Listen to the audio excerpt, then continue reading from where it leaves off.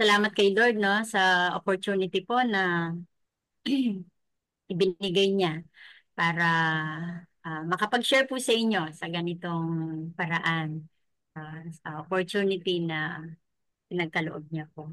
So sige, before we start po, inaanyayahan ko po kayong manalangin. Let's pray. Holy Spirit, come. Gaya nga po ng aming inawit, Panginoon, kami ay pangunahan niyo po sa oras na ito. Salamat, Panginoon, sa isa pang napakagandang opportunity uh, to serve you, Lord, to share you sa mga kapatid po namin na nasa ibang bansa. So, Lord, pangunahan niyo po kami, Holy Spirit, give us wisdom and humility para po hindi lamang po namin ma-absorb yung mga word mo, Lord, kundi namnamin namin ito, Lord, at isa sa buhay ko. Panginoon, thank you and sa inyo po ang pataas na papuri at pasasalamat. In Jesus' name, amen and amen. Amen. Okay, so last time po noon, nag nag-switch po kami ni Pastor Queenie. So yung lesson po na ano ay nung binabasa ko po siya ay tamang-tama. Sabi ko, tamang-tama sa akin. Sabi ko sa sarili ko nung binabasa ko siya. So sabi dito sa nakikita na po ba yung ano? Oo. Yeah. Kasama ko po si Pastor Joanne today. So Pastor nandito. Jo. Okay. Kung nandito pa po kami sa Kansinala, sa destino po namin. So, yung title niya, The Awareness of the Call. Ah, so, tiningnan ko po yung pinaka-meaning niya pag sinabing awareness. Ang sabi niya po dito, it refers to the conscious recognition and understanding that God is inviting you to a specific purpose or role in life. Yung conscious tayo, meron tayong kamalayan sa pagkatawag sa atin ni Lord, yung calling ng bawat isa. Ay, wait lang po.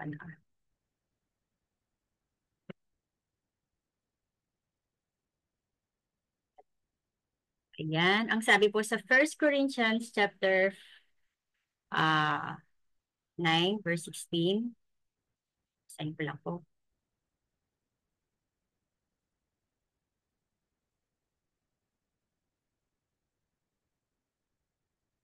Okay. For necessity is laid upon me. Yes, who is me if I do not preach the gospel? Ang sabi ni Paul. We are inclined to forget the deeply spiritual and supernatural touch of God. If you are able to tell exactly where you were when you received the call of God and can explain all about it, I question whether you have truly been called. The call of God does not come like that. It is much more supernatural. The realization of the call in a person's life may come like a clap of thunder or it may dawn gradually. No? Um, Tunay nga po na sa pagkatawag sa atin ni Lord, no, hindi mo siya ma-explain in detail, no? Paano niya tayo tinawag or tinatawag. Ah, Kagaya ko, gradual yung pagkatawag sa akin. Mamaya po ikukwento ko yung calling ni Lord sa akin. Meron naman yung sudden calling, no? Yung biglaan. Ah, Tatanggalin ka na lang kung nandun ka sa like for example, dun sa sa work mo, no? Tapos bigla kang tatawagin ni Lord. So, iba't iba yung kaparaanan niya.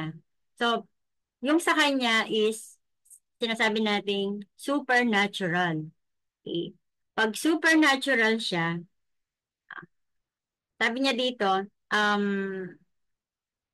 yung hindi mo, parang hindi mo ma-explain. hindi mo kayang, hindi matarok ng kaisipan natin pag tinatawag tayo ni Lord, no? Hindi mo siya madidetail, no? Ma-explain in detail. Kasi nga, it's supernatural.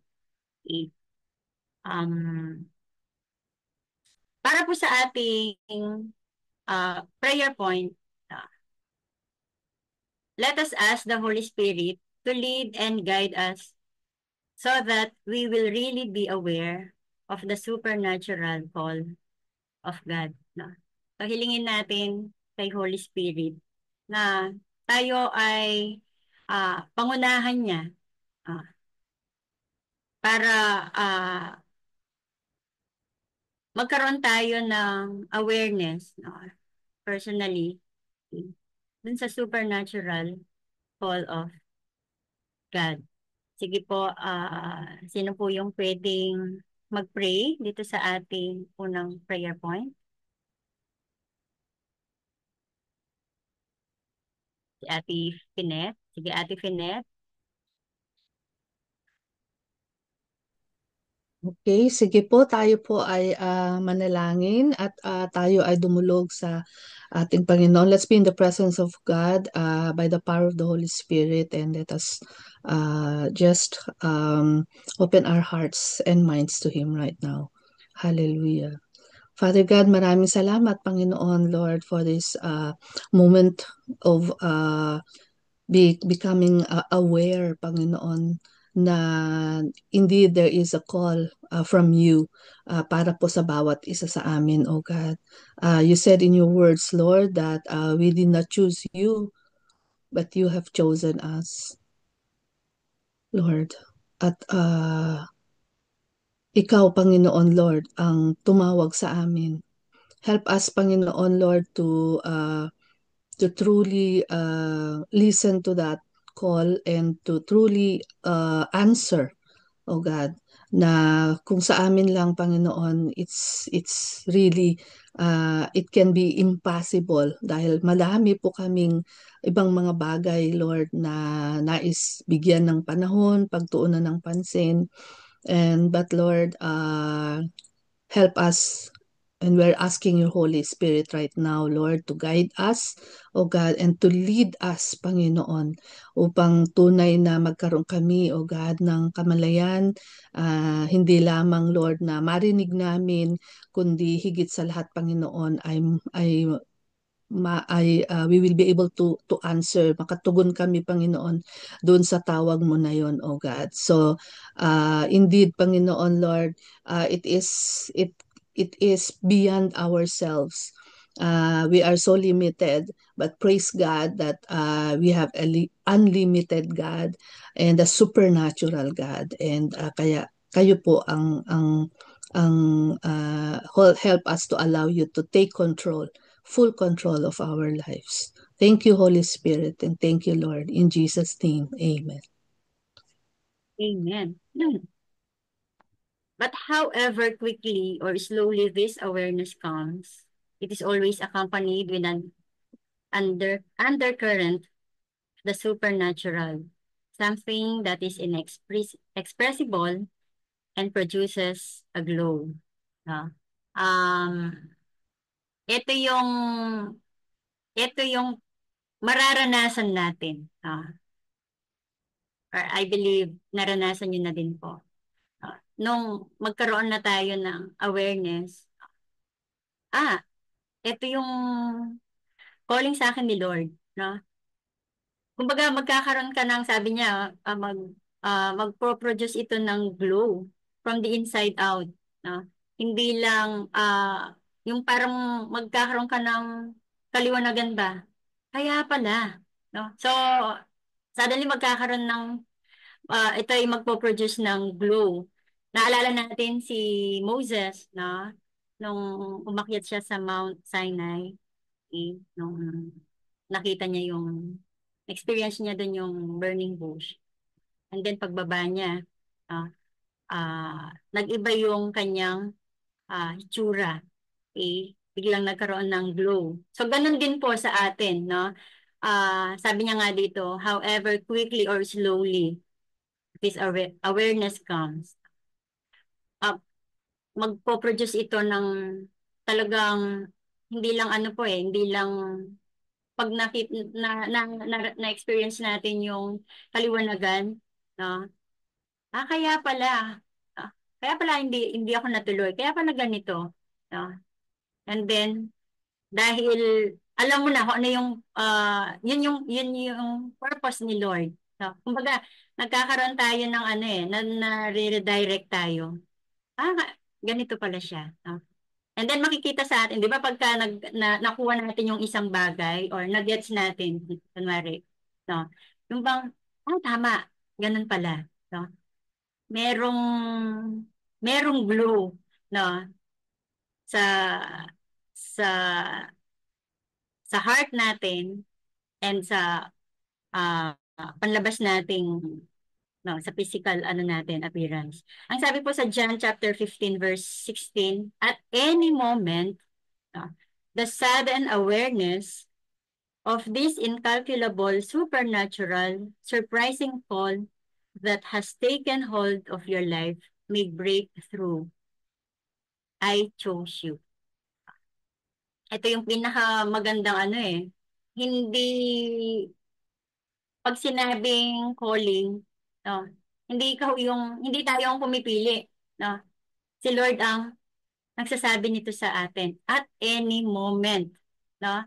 Kaya hindi pwedeng ay saka na lang ako tutugon pagka ano, no?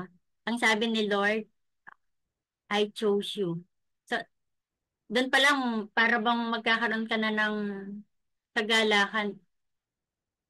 Pinili ako ni Lord, no? Para sa ganitong purpose. So, sabi niya dito, the call of God has nothing to do with salvation and sanctification.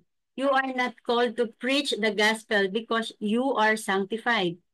The call to preach the gospel is infinitely different. Naalala ko yung isa sa mga message ni Pastor Joanne nun.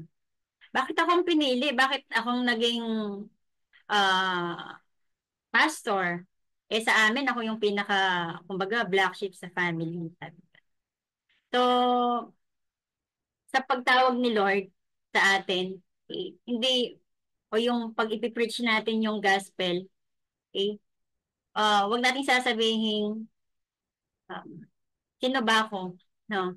Ah, hindi natin kailangan maging perfect para ma-preach yung gospel, di ba? Ni Lord. And si Lord, siya yung gumagawa ng way. Ah, siya yung nagpe-prepare sa atin. Siya yung nag-aayos sa atin. Okay? Sabi niya nga dito, you are not called to preach the gospel because you are sanctified. The call to preach the gospel is infinitely different. Kakaiba yung ginagawa ni Lord dahil nga supernatural, no? Si Paul describe niya, sabi niya ganon, Paul describes it as a compulsion that was placed upon him. If you have ignored and dare be removed the great supernatural call of God in your life, take a review of your circumstances. See where you have put your own ideas of service or your particular abilities ahead of the call of God. Paul said, who is me if I do not preach the gospel? Ah, magkakaroon ka ng yung supernatural calling ni Lord sa atin. Hindi tayo patatahimikin. Ah, ah, yung sinasabing kukulitin tayo kapag tinatawag tayo ni Lord. No? To preach the gospel, kukulitin tayo. Gaya ng ginawa niya din kay Jonah. O ba? Isang example doon, kahit anong gawin niya, kahit anong tago niya o pag lumayo siya, di po ba? Pero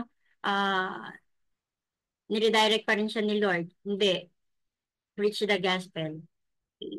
Uh, share the good news. No? So, kahit anong gawin po natin, And magkakaroon tayo ng ano, parang burden sa heart natin. Bakit hindi mawala-wala sa heart ko to? Ayun, yun yung ginagawa ni Lord sa atin. Kaya nga sabi ni Paul, no, who is me if I do not preach the gospel?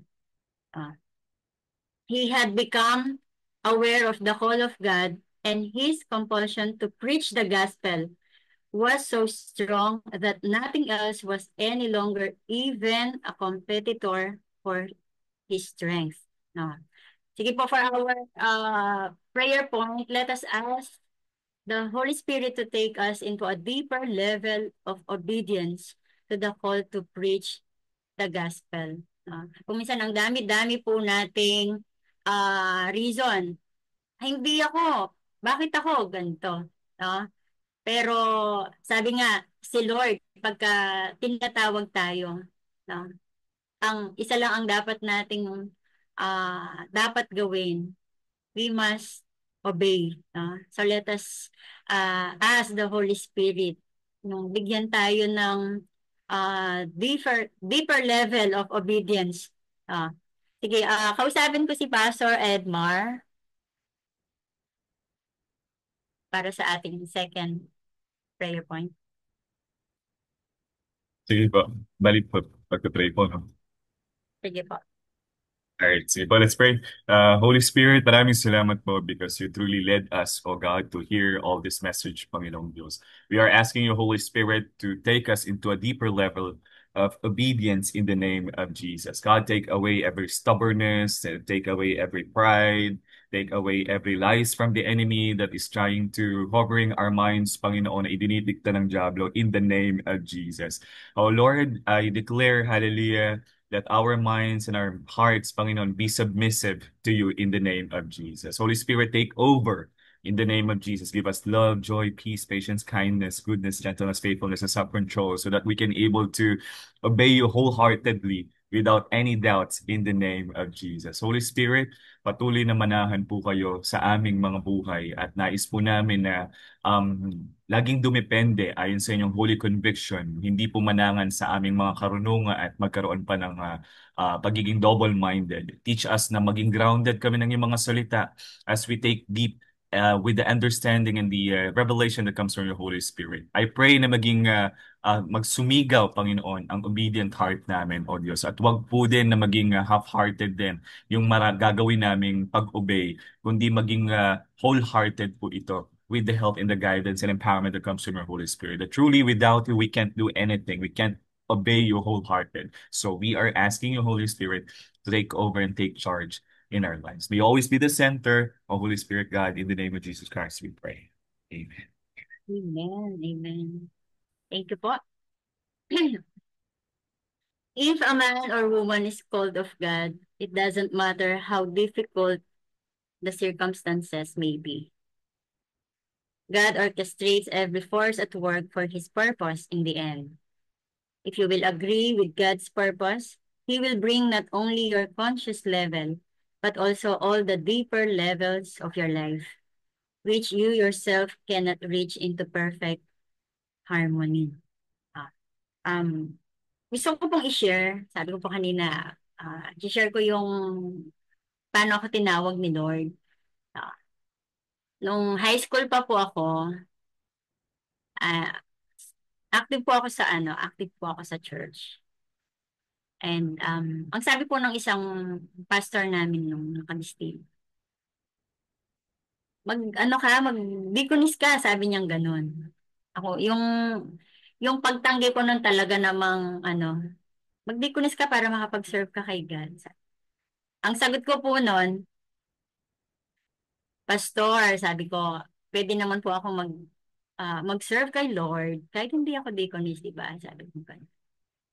Tapos ang natatandang kong last na sinabi niya, hindi, iba pa rin yung full-time na nagsiserve ka kay Lord. So, hindi ko po talaga pinansin yun dahil wala naman po sa heart ko. O yung pumasok ako as a deaconess. Okay. Until dumating yung time na gumraduate po ako ng high school. And sabi po nung ate ko, O yung course na kunin mo, ganito, sabi niya ganun. Parang hindi ko din po ano yun yung sinasabi niyang course sa akin, hindi rin po yun ang gusto ko. Parang wala pang ano hindi pa ano yung mind ko noon kung ano yung talagang gusto kong kuhanin. And then, after 1 year, na-stop po kasi ako dahil wala nga akong gustong kuhanin na course. After a year, nabalitaan ko po na ah, merong entrance exam, no? Entrance exam para sa Harris, dun sa mga gustong mag-deaconess. No? Bakit bigla na lang ako nagka-burden. Sabi kong ganun. At parang, ayoko naman, sabi kong ganun. No? Pero parang, tinatawag ako ni Lord. Sige, mag-exam ka. Ah, hindi nga alam po ng family ko no? Kasi, family ko Catholic.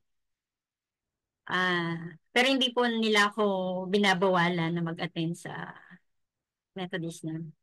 And, ayun, sa madaling salita po, nag-exam ako, hindi po ako nakapasa. No? Hindi po ako pumasa sa exam. Eh di, inano ko na yun.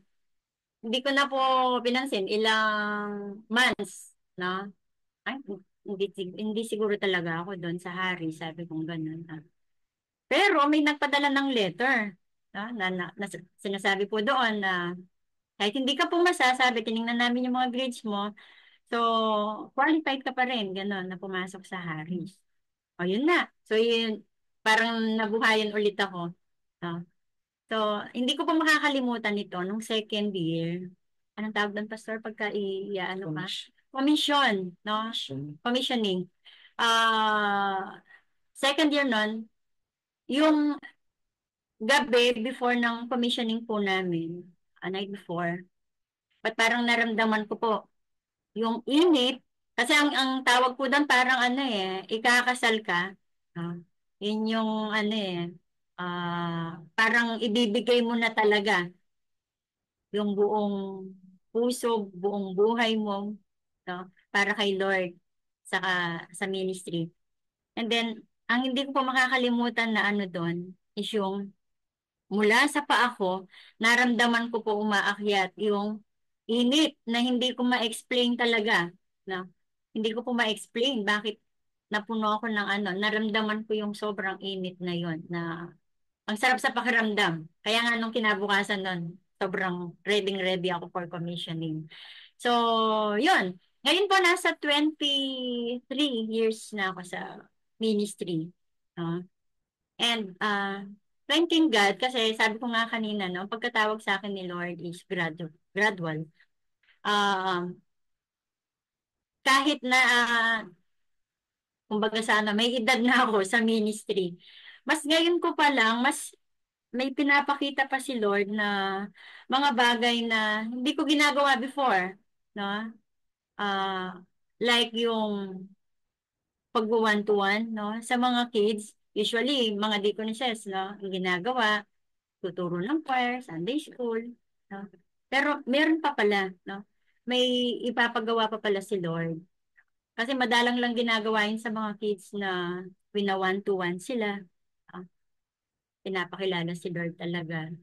Ang sarap sa pakiramdam ng ganang feeling na parang hindi inaan ni Lord na, "Ay, matagal ako sa ministry." Parang lagi si Lord merong gustong ipagawa. No?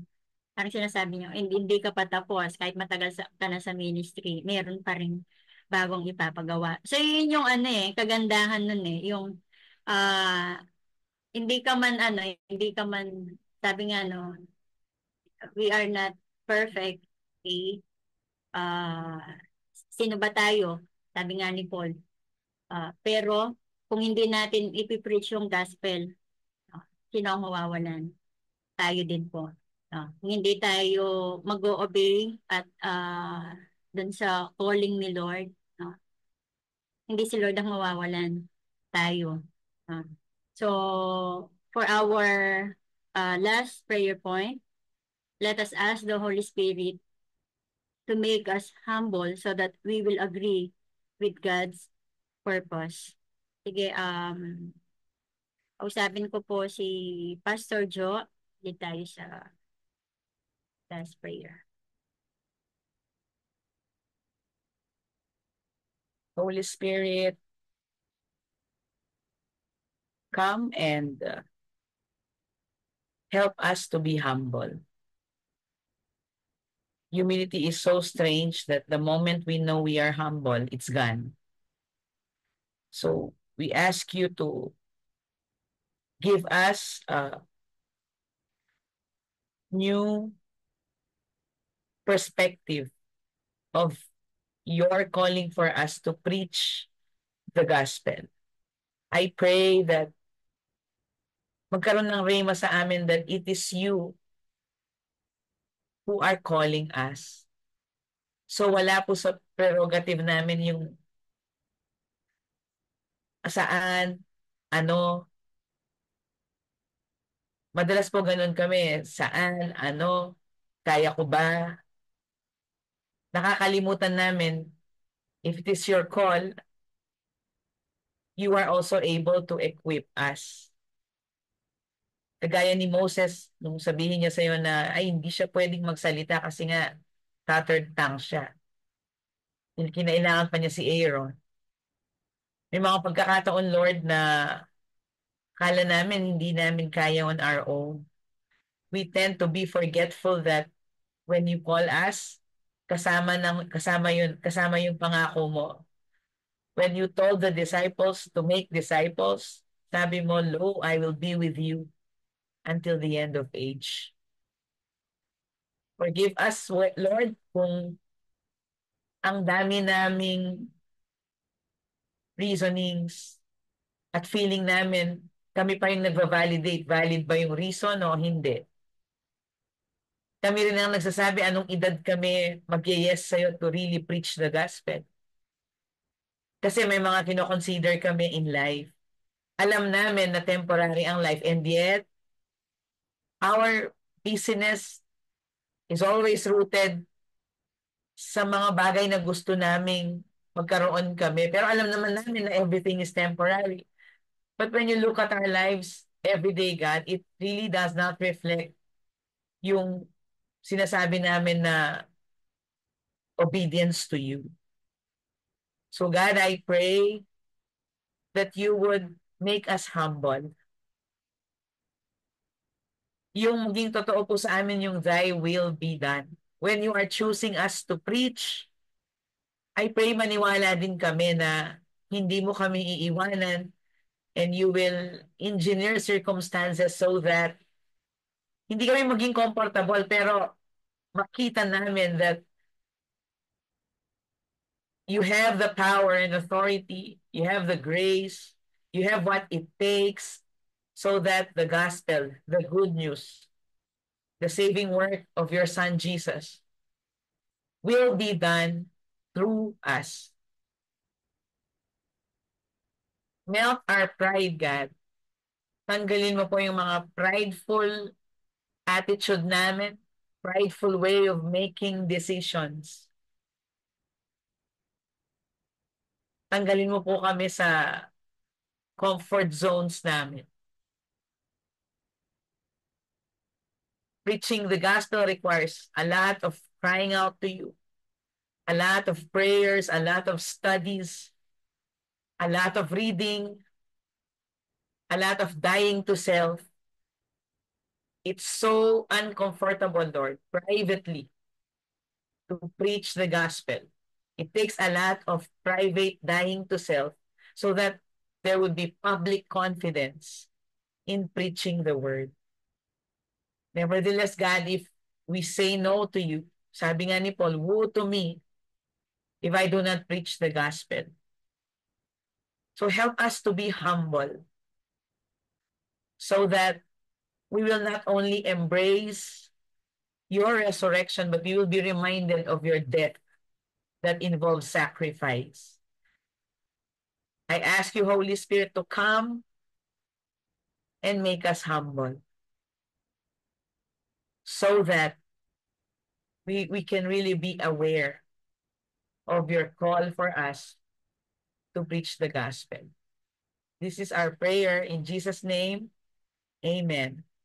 Amen. For our additional readings po natin, no, sa ating meditation mamaya, you can read po Isaiah chapter 7 and 8 and Ephesians 2.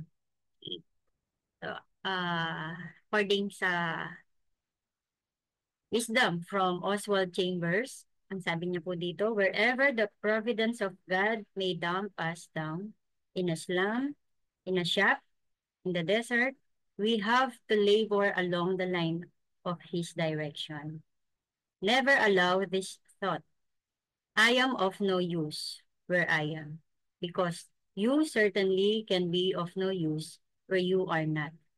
Wherever He has engineered your circumstances, pray. So, kahit nasaan po tayo, sa work, sa workplace mo, kung saan ka dinala ni Lord, lagi po nating iisipin, may purpose si Lord, bakit ako nandito ngayon? Hindi tayo ang pwedeng, ay gusto ko dito, no? Dito ako magagamit. Dito ako gagamitin ni Lord. Hindi ganon.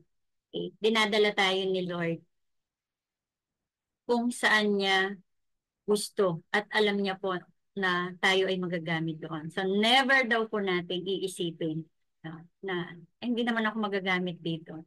Minsan ganun po tayo, no? Dumarating tayo dun sa point na, ay baka hindi naman nila ako pakinggan. No? Ba't kaya nandito ako? So, laging may magandang purpose si Lord. Bakit nandito tayo ngayon? Bakit nandito ako sa Kansinala? Kung isipin, nung after po namin lumabas, no? Inisip ko, Lord, ano na yung next niyan? Saan mo na kami dadalhin? So, dito pala, sa Kansinala. Kahit napakalayo po, no? Ilang oras ang biyahe sa bahay po namin hanggang dito sa Kansinala. No? And this is my first destino din na nag-stay talaga ako. Kasi usually na-assign po ako sa mga lugar na malapit lang po sa amin. So, everyday nakaka-uwi ako. No? Pero, dinala ako ni Lord dito sa malayo. Para makita din pala ano yung mga kalagayan ng mga tao dito. And yun, lagi nating isipin, kagaya ng sinabi ni Oswald Chambers, no, na lagi may purpose si Lord. Bakit niya tayo nilagay dito sa position na ito, sa lugar na ito. Meron tayong use. At lagi natin i-ask si Lord na, Lord, use me in any ways dun sa kaparaanan na gusto mo. So, wag nating ipipilit na dito ako, Lord. Doon mo ako dalhin, Lord. Hindi. Kung saan tayo dadalhin ni Lord, doon niya tayo gagamitin. So, let us thank the Lord. Pasalamatan natin kasi patuloy siyang tumatawag, no, sa atin. And kapag narinig natin yung calling na yun ni Lord, huwag po tayo magdadalawang isip na mag-say yes sa Kanya. Dahil napakaganda na maging makasama si Lord. No? Kasama si Lord. Makasama niya tayo sa ministry na in-entrust niya sa atin. So, maraming salamat po. So, yun po yung message ni Lord para sa ating lahat.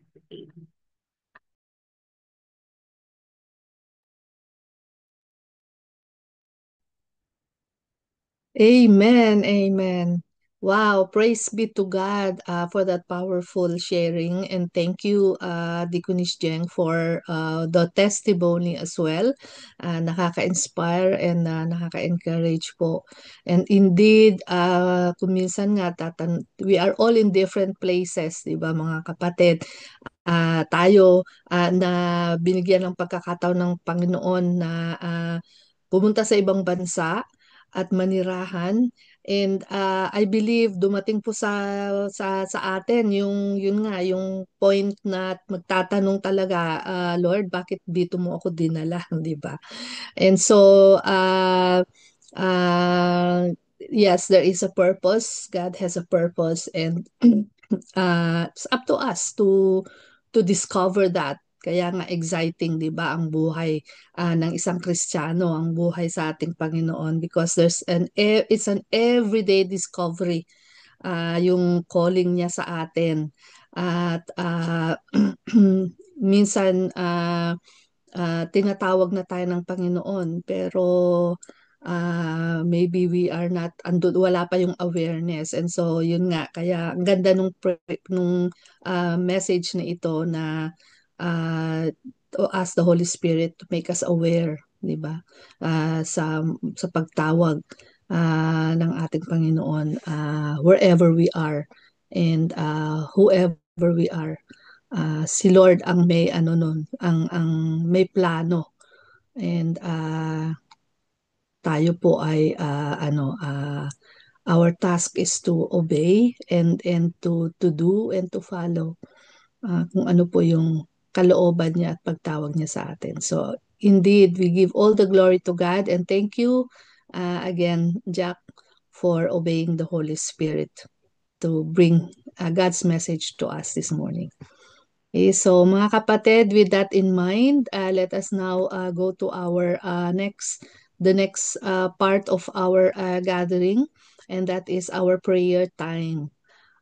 So napakagandang segue po, because ito po, we are talking all about calling, and I believe tayo pong lahat dito, that's why we are here. Po yung pag-pray na. Opo. Talaga, sis. Thank you, Sister Babes. Opo, bago po tayo. So, kung wala pong mga celebrants, bago po tayo mag-Thanksgiving prayer, let us prayer blast. Ayan. Para po sa ating devotion leader. So, as our practice po dito sa daybreak, atin pong i-bless ang atin pong devotion leader today, si Deaconess Jeng. At tayo po ay mag-unmute, tayo pong lahat. And let us, if you are able to open your cameras as well at this point, tayo po ay sama-sama mag-prayer blast po tayo. And i-bless natin si Deaconess Jeng for leading us today. Okay, ngayon na po. Hallelujah. Hallelujah. Hallelujah. Father God, maraming salamat, Lord, for the life of Deaconess Jeng. Salamat, Panginoon Lord, that you have called her and she had remained faithful, Panginoon Lord, from the beginning, O God, na inialay niya, Panginoon, ang kanyang buhay sa paglilingkod sa inyo bilang kanyang Lord, manggagawang bilang inyong manggagawang babae, Panginoon. Salamat, Lord, for the ministry that you have entrusted her. Continue, O God, to use her, Lord, powerfully, Panginoon, Lord, forever na dinala mo siya, Panginoon, Lord, at sa mga taong inyong inilalapit sa kanya, O God, mula sa maliliit na mga bata, Panginoon, hanggang sa matatanda. Continue, Panginoon, to bless her family and the ministry, Panginoon, that you have entrusted to her. Salamat, Panginoon, for using her as well dito po sa Daybreak Global. And we pray, Panginoon, Lord, na yung promise mo sa kanya, Panginoon, ay tunay, Lord, na magmamanifest sa kanyang buhay sa araw-araw. Thank you, Lord, in Jesus' name. Amen. Amen. Amen and amen. Patuloy po kaming lumalapit po sa inyo, O Diyos na buhay at banal na makapangyarihan po sa lahat, na ikaw ang tunay na nagtuturo at gumagabay ho sa amin. Kayo yung pumili at At sa iyong pagpili ay hindi ito lahat aksidente. Plano mo. At sa iyong mga plano, ang nais mo ay matupad upang may bahagi ang iyong banal na kalooban ng lahat ng iyong nilikha ay tunay na muling kumilala, tumanggap, at tunay na maging bahagi ng iyong salita upang maabot ang mga iba. Tunay nga po, Panginoon, na sa pamamagitan ng inyong kilos, sa pamamagitan ng iyong banal na espiritu na siyang tunay na nagbibigay sa amin ng katiyakan, kagalakan, kasaganahan sa bawat aming paglakad, sa bawat ng aming pagsunod sa inyo. Salamat po, Panginoon, sa buhay ni Deaconess o ni Deaconess Mary Grace. Ang aming pong panalangin ay patuloy na kayo, O Diyos, ang siyang kumilos sa kanyang buhay. At sa ministeryong inyong ipinagkaloob, O Diyos, gamitin mo siya na ayon sa iyong kalooban at patuloy na ipagkaloob ang karunungan na nanggagaling sa inyo upang ito, O Diyos, ay magamit niya. Nagbibigay ng kaluguran sa inyong banal na pangalan. Kami, Panginoon, ay patuloy na nagpapasalamat sa inyong dakilang pangalan sapagkat ikaw ang Diyos na buhay at banal na makapangyarihan po sa lahat. Salamat sapagkat sa bawat isa sa amin nang nakarinig ng iyong banal na salita. Ang aming pong panalangin, Panginoon, ay aming dadalhin ito upang sa aming paglabas o paghayo ay tunay na kayo ang masunod. Kayo ang siyang manguna sa amin. Salamat, salamat sa bawat isa pagpalaan ninyo ang bawat mga kapatiran namin papasok sa kanilang mga trabaho o nasa trabaho man, maglalakad, ang iba, Panginoon, ay maghahatid ng kanilang mga o mga anak na sa eskwelahan. Aming pong panalangin, O Diyos, patubay mo, gabay mo ang siyang maramdaman at maranasan na patuloy na sa kanilang buhay. Maraming pong salamat. Ito po ang aming dalangin sa tanging pangalan ni Jesus. Amen. Can I ask for Pastor Johan for leading us for the benediction? Maraming pong salamat. Receive po natin ang awareness sa call to preach the gospel in and out of season. Let us also receive the power of the Holy Spirit daily. Whether we feel His presence or not, the Holy Spirit is actively moving in our lives. Let us receive His leading, His guidance, His empowerment whenever we are intentionally reading and studying the Word. We are serving our family. We are working in our respective field. Let us receive the leading and guidance of the Holy Spirit so that our lives will be a living testimony of the gospel that we are called to preach. Receive this in Jesus' name. Amen. Amen. Amen and amen. Amen. Salamat.